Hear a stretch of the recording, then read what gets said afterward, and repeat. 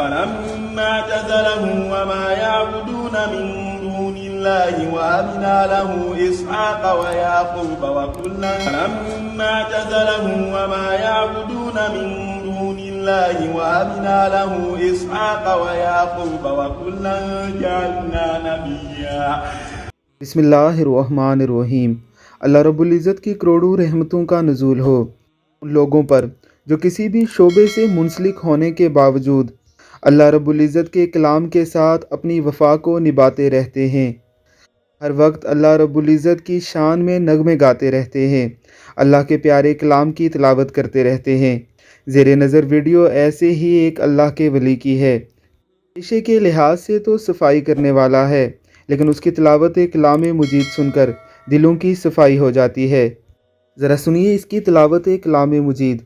فلما اعتزلهم وما يعبدون من دون الله وهبنا له إسحاق ويعقوب وكلا فلما اعتزلهم وما يعبدون من دون الله وهبنا له إسحاق ويعقوب وكلا جعلنا نبيا ووهبنا لهم من رحمتنا وجعلنا لهم لسان صدق عليا واذكر في الكتاب موسى إنه كان مخلصا وكان رسولا نبيا وناديناه من جانب الطور الأيمن وقربناه نجيا ووهبنا له من رحمتنا أخاه هارون نبيا واذكر في الكتاب إسماعيل إنه كان صادق الوعد وكان رسولا نبيا وكان يأمر أهله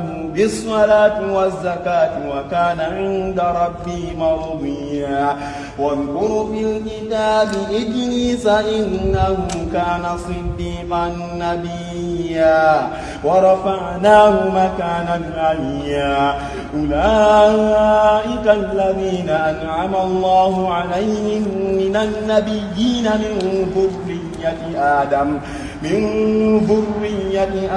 وممن حملنا مع نوح ومن ذرية إبراهيم وإسرائيل وممن هدينا واجتبينا إذا تتلى عليهم آيات الرحمن خروا سجدا وبكيا।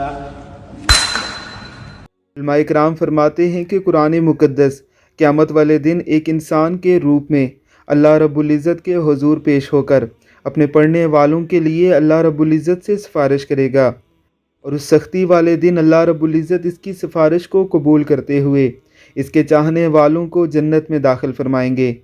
अल्लाह रब्बुल इज़्ज़त की ज़ात हमें इस मुक़द्दस कलाम के साथ तल्लक़ अता फ़रमाए। आमीन सुम आमीन।